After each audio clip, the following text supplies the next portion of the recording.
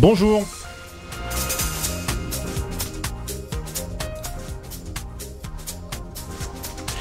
IPGR Chronique Info.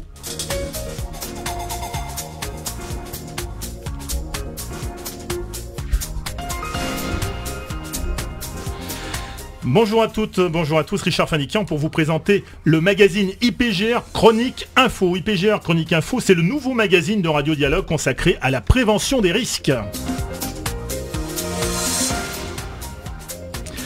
L'IPGR, l'Institut de prévention et de gestion des risques basé à Marseille, fête cette année ses 20 ans. Cette émission que vous retrouverez désormais chaque mois a pour mission de mettre au service du grand public des informations que détiennent généralement nos experts et nos scientifiques, les experts de ce que nous appelons les syndiniques.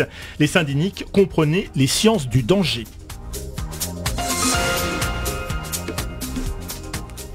C'est Haroun Tazieff, l'un des fondateurs de la vulcanologie moderne, qui fut de 84 à 86 secrétaire d'État chargé de la prévention des risques, qui commença à donner le ton et à alerter l'opinion publique sur l'importance de diffuser l'information et les bonnes pratiques en matière de prévention des risques.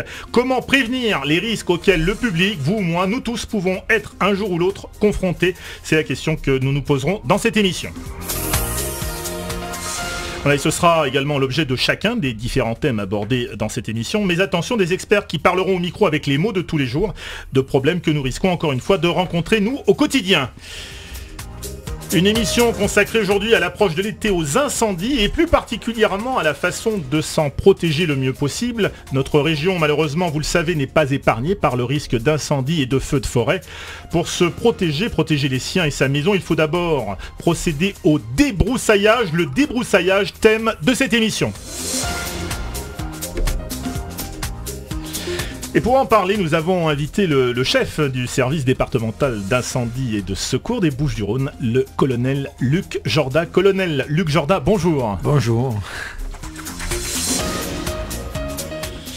Colonel Luc Jorda, avant de parler des actions de prévention des incendies dans les Bouches-du-Rhône, quelques mots tout d'abord sur le SDIS, le service départemental d'incendie et de secours des Bouches-du-Rhône, dont vous êtes le patron, le responsable. D'après le Code général des collectivités territoriales, vous êtes d'abord chargé de la prévention, de la protection et de la lutte contre les incendies. C'est votre mission première. Absolument. C'est nos missions premières. Je dirais c'est nos missions fondamentales que la loi nous a confiées au sein de l'organisation du corps départemental des sapeurs-pompiers et d'une manière générale des services d'incendie. Alors j'ai été étonné de voir que les feux ne représentaient en fait dans les chiffres que 9% des interventions, alors que les secours à la personne représentent 63% des interventions.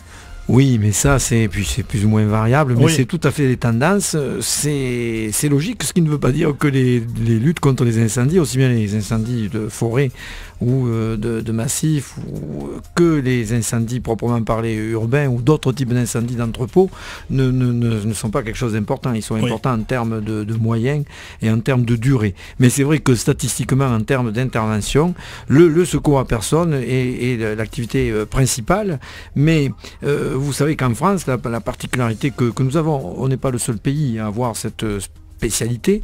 Nous assurons, de par des raisons historiques, et notamment dues au volontariat, car avant qu'il y ait des professionnels dans les sapeurs-pompiers, d'abord été des sapeurs-pompiers volontaires depuis la Révolution, il y avait même des volontaires avant la Révolution française, et bien en France, les corps de sapeurs-pompiers, communaux d'abord, et aujourd'hui à travers les corps départementaux qui ont hérité des corps communaux, nous assurons le secours à personne depuis le début. Et on peut même dire, je suis très fier de le rappeler, parce que je suis d'origine rurale, que les sapeurs-pompiers volontaires de villages et de petites communes ont, dans les années 70, commencé à faire du secours à personne, alors que dans les grandes villes royales, impériales, ça ne se faisait pas encore. Alors, les effectifs du SDIS 13 sont imposants, 1154 sapeurs-pompiers professionnels, 4424 sapeurs-pompiers volontaires, 379 personnes au service de l'administratif et des services techniques. Effectivement, colonel Jorda, le SDIS 13, c'est une lourde machine à gérer. Oui, c'est une lourde machine, et comme toutes les institutions lourdes, ça ne va pas évidemment sans quelques parfois difficultés, parce qu'il faut à la fois que nous avons une machine lourde, mais en même temps, il faut être réactif. Il faut, comme vous vous en doutez, gérer l'urgence, même si tout cela est planifié. Mais je dirais que, bon, justement, nous sortons d'études et de comparaisons au niveau de la Cour des comptes. Et je dirais aussi que nous avons régulièrement, au niveau du ministère de l'Intérieur, des indicateurs nationaux. Nous avons effectivement une très bonne, pour le SDIS, qui s'occupe bien sûr de tout le département, sauf Marseille, mais je crois que nous en parlerons après. Nous avons à peu près 1 200 000 habitants et nous nous situons dans la couverture des effectifs de garde dans la moyenne plutôt haute des départements comparables comme la Gironde ou les départements de la région parisienne, et également pour les effectifs de garde journaliers. Mais en même temps, nous sommes tout à fait dans des ratios, je dirais, cohérents et équilibrés, mais c'est vrai, c'est des effectifs importants. Mais dans ces effectifs, je vous dirais que, et nous y travaillons malgré certains qui ne voudraient pas du volontariat. Et je dirais un mot sur le volontariat, mais il y a un lien avec la prévention, il y a un lien avec l'histoire des SDIS. Comme je l'ai dit, les volontaires ont été les premiers à assurer, sous l'autorité des maires, la lutte contre les sinistres et à s'organiser. Ils ont hérité d'ailleurs aussi des missions de la garde nationale lorsqu'elles ont été supprimées. Mais aujourd'hui, les volontaires sont le pilier de la lutte contre les feux de forêt, par exemple. Lorsque aussi nous avons des accidents technologiques qui nécessitent de mobiliser très rapidement, en quelques heures, et puis souvent aussi sur plusieurs jours, de mobiliser des moyens, comme ça a été le cas en 2003 lors des inondations d'Arles. Et des professionnels sont d'ailleurs aussi volontaires, ils ont le droit de l'être, et les volontaires sont une force, même dans notre département, qui est un département très urbanisé, qui est un département avec des zones d'activité, avec des routes, des autoroutes, des zones industrielles, dont nous avons également un volontariat vivant, nous n'avons pratiquement pas de problème de recrutement, sauf dans quelques zones excentrées. Et ce volontariat a été aujourd'hui confirmé par les décisions de notre conseil d'administration et de nos élus qui contrôlent le SDIS. Et si nous avons fait monter les effectifs de professionnels, et on les a, je dirais, pratiquement multipliés par 3 à la suite de la départementalisation, il y a plus de 1140 professionnels, il est évident aussi que les volontaires constituent dans le dispositif du SDIS quelque chose d'important. Et la nouvelle loi sur le volontariat conforte que le volontariat, c'est bien une mission de citoyens qui s'organisent dans le cadre d'un établissement public pour apporter leur concours à la force publique et aux autorités dans la lutte contre l'incendie. Et ce n'est pas du tout un travail salarié, c'est donc bien une mission de service public, certes, mais une mission en tant que citoyen engagé dans la sécurité civile. Ça permet de faire le lien d'ailleurs, nous en parlerons tout à l'heure, avec l'IPGR, parce que l'IPGR aussi, et nous en parlerons à travers les 20 ans, l'IPGR développe aussi dans la population cette culture du risque. Alors c'est dans toute la population, mais c'est bien aussi qu'un certain nombre de citoyens s'engagent après dans une véritable mission, je ne dirais pas ici à Radio Dialogue un apostolat, mais dans une mission qui est autre chose que de la technique. Et ça, c'est une chose que je tiens à souligner, et que le nouveau projet de loi qui est en train de passer actuellement au Parlement sur le statut des volontaires conforte bien dans notre paysage institutionnel la place du volontariat, même si bien sûr nous travaillons avec nos autorités aux équilibres entre professionnels et volontaires. Alors encore des chiffres impressionnants, des chiffres qui parleront à nos auditeurs. Le nombre d'interventions du corps départemental des Bouches-du-Rhône en 2010 s'élève à 116 327 dans tout le département, c'est impressionnant. Autre chiffre étonnant, en 2008, le centre de traitement d'appels, le CTA du SDIS 13, a reçu 48 000 appels par mois, soit près de 1600 appels par jour. Oui, c'est la réalité de l'alerte qui aujourd'hui est informatisée, où les moyens modernes des téléphones sont utilisés, dont le 18, mais aussi le 112.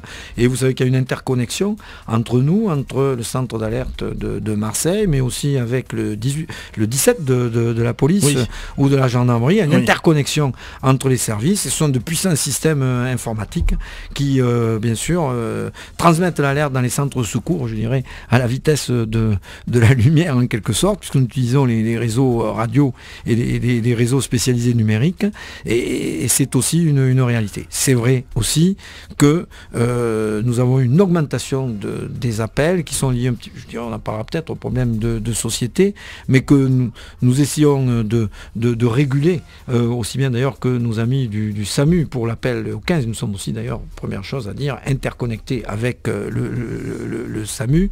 Nous essayons aujourd'hui, tous ensemble, de réguler cette multitude d'appels de façon à faire un tri, aussi bien, je dirais, dans la lutte contre l'incendie, dans les secours à personne, que dans la médicalisation des secours. Mais c'est vrai, aujourd'hui, ce sont des systèmes vitaux pour nos sociétés.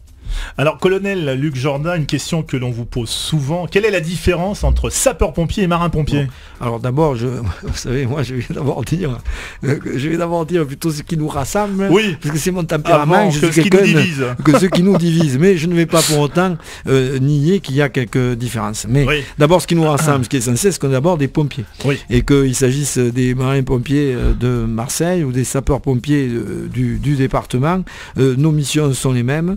Je dirais que nos valeurs sont les mêmes, nos référentiels sont également les mêmes, donc ce qui nous rassemble est beaucoup plus important que ce qui nous divise, qui est un problème statutaire, puisque les uns sont un statut militaire, oui, et nous sommes d'un statut de la fonction publique territoriale. Voilà. Et puis, il y a l'histoire, mais aujourd'hui, on ne parlera pas d'histoire. Ce serait trop long. Chaque année, les actions de prévention des incendies se sont renforcées, colonel Luc Jourdain, pour faire face aux périodes de sécheresse, dues notamment au changement climatique. Parmi elles, le débroussaillage obligatoire. À l'approche de l'été, il est plus que temps d'y penser. Comment alors effectuer, là on va rentrer un peu dans le concret, comment effectuer un débroussaillage?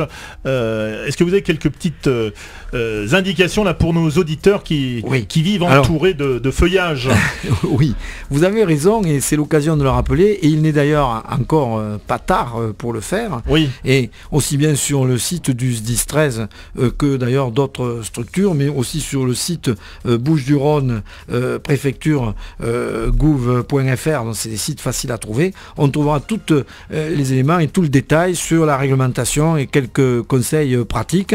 Mais si t'en est besoin, nous avons aussi donc aussi bien la préfecture que le SDIS, que les centres de secours qui peuvent conseiller tous les citoyens qui auraient quelques questions, parce que c'est vrai que si sur le principe c'est pas difficile à comprendre, et il faut surtout dire qu'il faut débroussailler autour surtout des habitations, on va surtout parler des habitations, mais les règles de débroussaillement aussi, vous savez, sont aussi valables pour des installations, pour le long de certaines routes, le long également des voies ferrées. C'est aussi obligatoire pour des bâtiments, des établissements recevant du public, mais pour le citoyen qui nous écoute, c'est surtout le débroussaillement autour de sa propriété, de sa maison, lorsqu'il est dans une zone où il y a obligation de débroussailler. Alors évidemment, en ville, dans une zone de densité urbaine, la question ne se pose pas. On n'est pas vraiment concerné, mais alors, à la campagne notamment, ça s'effectue sur quelle profondeur, par exemple? Alors la règle générale, sauf s'il y a des arrêtés préfectoraux, des arrêtés communaux qui ont aggravé ces dispositions pour des raisons justement d'analyse de risque,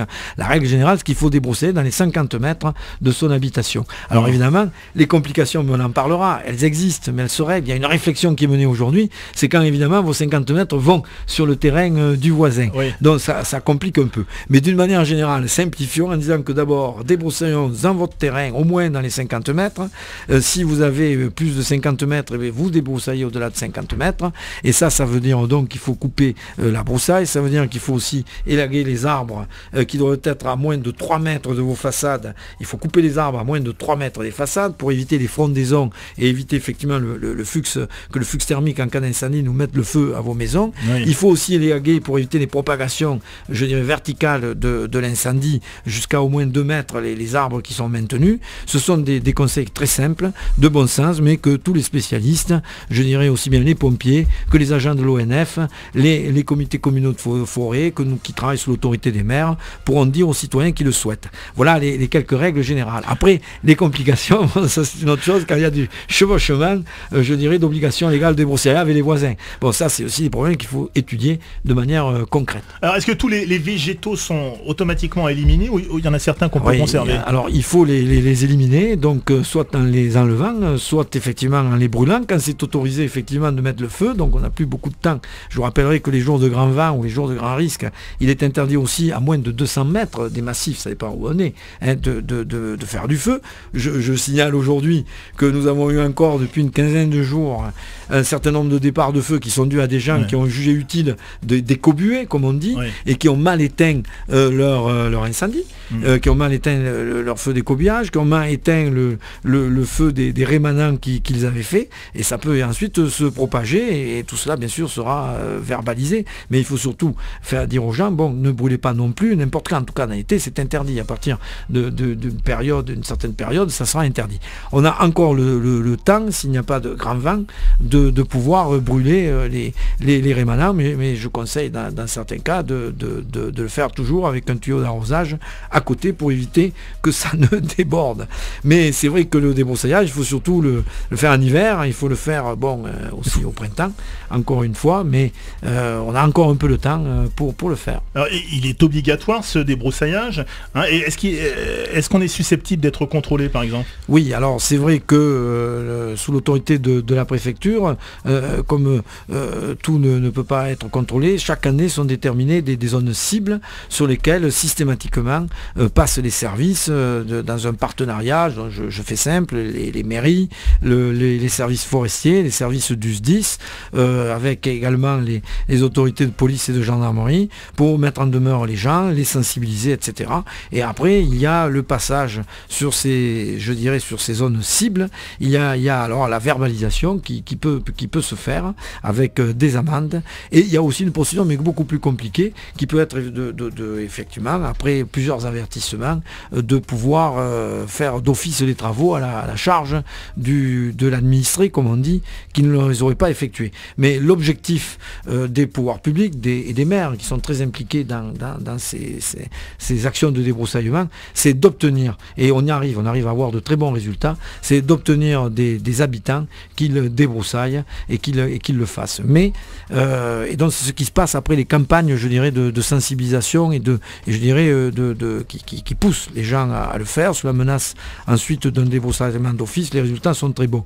Mais c'est vrai que comme ce n'est pas partout que c'est fait en même temps ces campagnes, on peut quand même considérer que le débroussaillement est encore insuffisant, puisque nous avons certainement plus de 50% encore de ce qui devait être débroussaillé qui ne l'est pas fait ou qui l'est mal fait. Et on peut s'en rendre compte lorsque on se promène dans les zones périurbaines. On s'aperçoit que souvent il y a encore des insuffisances dans ces résultats, mais on a encore donc à améliorer le résultat tous ensemble.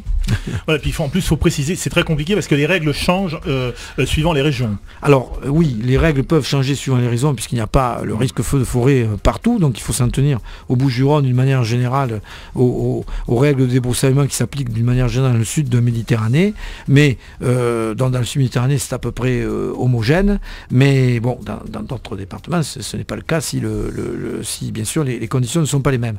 Mais avec le changement climatique qui nous attend pour les 25 ans à venir, je pense que les départements un peu plus au nord de chez nous, dans la région Rhône-Alpes aussi, et puis dans la région peut-être Rhône-Alpes, eh bien, il va falloir aussi peut-être qu'ils regardent ça de près aussi. Je pense que le changement du climat, les feux vont aussi remonter vers le nord. Mais l'olivier aussi, la vigne aussi. Bon. Alors, colonel Jordan, nous sommes en liaison avec le président de l'IPGR qui, je le rappelle, fête ses 20 ans cette année. Nous devrions avoir en ligne le président Philippe Berger. Philippe Berger, bonjour. Oui, bonjour. Alors Philippe Berger, à la veille de cet anniversaire et avant de dire quelques mots, de faire un peu le bilan de 20 ans passés à la présidence de l'Institut, vous étiez, Philippe Berger, en charge de la question du débroussaillage pour la ville de Marseille. Oui, mais permettez-moi d'abord de saluer le colonel Jordan. On a de longues années de travail ensemble au sein de la ville de Marseille avec les sapeurs-pompiers et nous continuons à le faire au sein de l'IPGR et je suis ravi de l'entendre aujourd'hui. Également, président, et je vous salue avec respect. Merci. Oui, alors tout à fait, les mesures de prévention, je crois que tout ce qu'a dit le colonel en matière de prévention sont tout à fait importantes. Il y a un gros travail de sensibilisation qui a été fait, mais qui reste encore à faire pour beaucoup, le colonel l'a dit, et je crois que c'est tout à fait capital d'essayer de faire en sorte que nos concitoyens comprennent qu'il faut faire un certain nombre d'actions pour éviter le pire. Et on a souvent tendance à dire, et c'est vrai, on aurait beau multiplier par 10 ou par 20 le nombre de pompiers, de camions, de véhicules, si la population n'adhère pas à ces problèmes de prévention des risques, et bien tout ça ne servira à rien. Alors Philippe Berger, à la veille de l'anniversaire des 20 ans de l'Institut de prévention et de gestion des risques, quel bilan faites-vous de ces 20 ans passés à la présidence de l'IPGR? D'abord un grand honneur parce que vous savez, c'est jamais facile de présider et surtout de faire vivre. Il y a toute une équipe autour de ça, notamment avec M. Collin, toute une équipe qui gère cette association. C'est jamais facile de la faire vivre parce que il faut des moyens, il faut des bonnes volontés. Et moi, je suis très heureux que depuis 20 ans, les choses avancent bien. Nous avons, je crois, un bilan tout à fait satisfaisant. Et je dirais le principal sujet de travail de cette association, c'est justement d'essayer d'aider les communes, et notamment les petites et moyennes communes, et c'est pas du tout péjoratif dans mon propos, bien au contraire, les aider à participer et à organiser la sécurité dans leur commune. Et je crois que ça, c'est quelque chose de tout à fait important, parce que les choses sont pas toujours faciles, les directives de l'État sont souvent compliquées à mettre en application, et nous, on essaye de les aider. C'est un des rôles les plus importants de l'IPGR, et j'en suis très fier. Alors il y a bien entendu d'autres choses, la participation justement à beaucoup de réunions, de colloques, que ce soit dans la région, que ce soit en France, et même à l'étranger, la participation de l'IPGR qui essaye notamment de donner tout le savoir qu'elle a, parce qu'il y a beaucoup de partenaires, beaucoup de gens très compétents qui sont autour de nous et qui peuvent donner des conseils, qui peuvent aider. Et puis aussi une chose, parce qu'il faut toujours faire ces choses-là avec beaucoup d'humilité, aller aussi chercher les bonnes idées ailleurs pour pouvoir les ramener ici dans notre département. Merci Philippe Berger. Alors nous sommes aussi en liaison, nous sommes arrivés à joindre le président du conseil scientifique et technique de l'IPGR, monsieur Claude Collin. Claude Collin, bonjour. Oui, bonjour monsieur Fanikian. Alors monsieur Claude Collin, quel est votre bilan après 20 ans passés à la direction? C'est vous qui êtes à l'initiative de l'IPGR. Quel bilan vous faites après 20 ans, Claude Collin? Alors très rapidement, permettez-moi quand même de saluer mon président Philippe Berger et Élie Jorda, qui est un ami également. Alors, quel bilan? Écoutez, le bilan, on va dire que, si j'osais, je dirais globalement positif, pardon.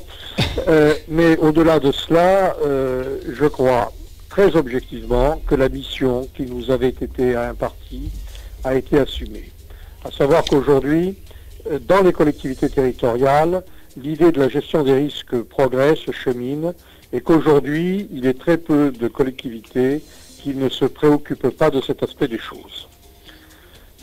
Donc ça, c'est le premier bilan. Oui.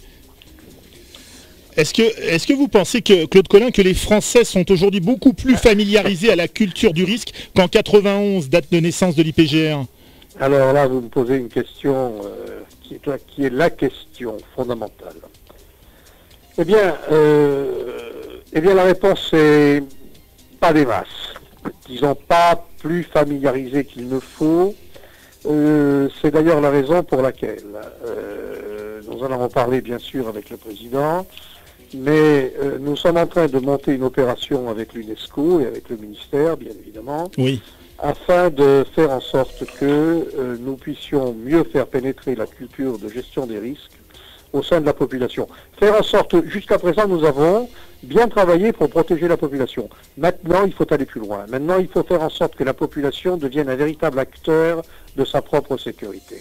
Il faut faire en sorte, si vous voulez, que la population, et en particulier à partir de l'apprentissage qu'on peut faire aux enfants, puisse prendre en compte sa propre responsabilité. Et ça nous paraît tout à fait possible. Tout simplement parce que ça existe ailleurs. Hein. Claude Collin, un souhait pour les années à venir? C'est une question qu'on va poser également tout de suite après à Philippe Berger. Quel serait votre souhait, Claude Collin, pour les 20 années qui sont devant nous? en matière de prévention des risques?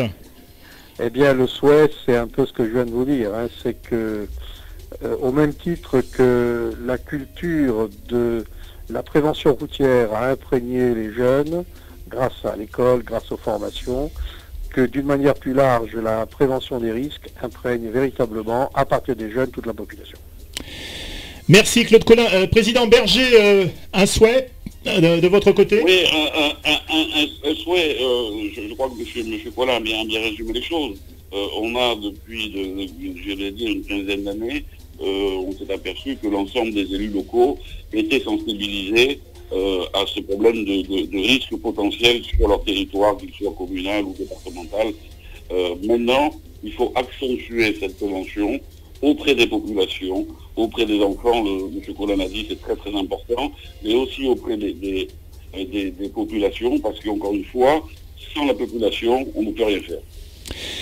Merci Philippe Berger, à très bientôt. Moi, merci. Merci également Claude Collin qui était avec nous en liaison avec son bureau parisien.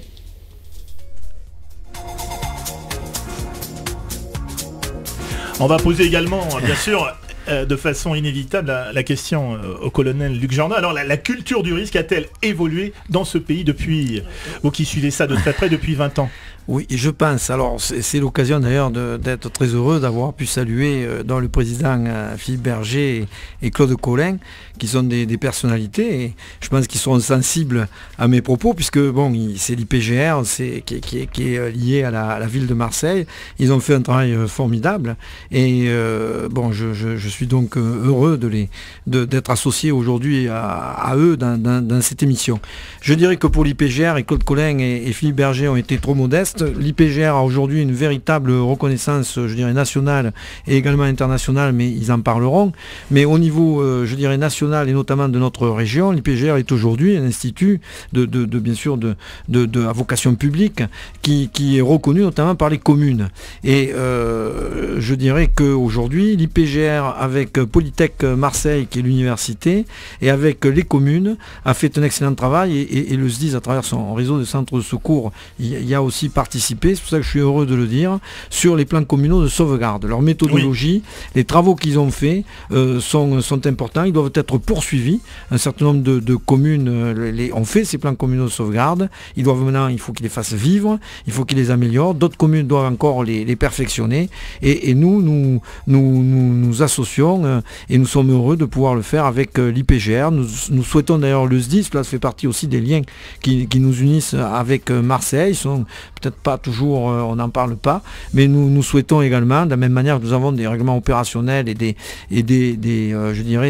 mutualisations qui se développent avec le bataillon des marins-pompiers, nous avons aussi avec l'IPGR, nous souhaitons développer une convention pour, avec l'université, développer cette culture du plan communal de sauvegarde. Et je pense que Claude Collin est modeste, il a contribué avec l'IPGR et bien sûr beaucoup d'autres élus, parce que ce sont les élus qui sont les locomotives de cette affaire, à développer la culture du risque. Et puis je me dirais aussi que les événements se sont chargés, et les événements, ma foi, souvent dramatiques, parce qu'il a pu y avoir parfois des morts de pompiers notamment, se sont chargés également de mobiliser la population. Et il y a quand même des progrès qui ont été faits sur la prise en compte notamment pour cette question du débroussaillement par rapport il y a quand même 20 ans. On a quand même fait des progrès. Les élus sont arrivés à des résultats sans qu'ils soient forcément obligés que ce soit la répression qui ait été, je dirais, principale. C'est surtout la persuasion. L'IPGR y a contribué. Et je dirais que je partage entièrement ce qu'ont dit donc nos deux amis, c'est que la culture du risque, elle est en train quand même de se développer et on va contribuer encore à la développer encore plus. J'étais tout à l'heure à Tarascon, où on a un plan communal de sauvegarde avec une équipe extrêmement dynamique autour de la municipalité, et où cette culture du risque, elle doit être aussi celle des citoyens. Et c'est vrai que nous, les institutions, on doit maintenant apprendre en amont, de manière préventive, y compris pour faire expliquer comment on organise la lutte contre les feux de forêt, qui est très difficile. On doit le faire, et on doit aujourd'hui de plus en plus impliquer les municipalités qui le sont déjà, et aussi les associations et les gens qui sont sensibles à ces problèmes. Merci colonel Jourdain d'avoir participé à cette émission.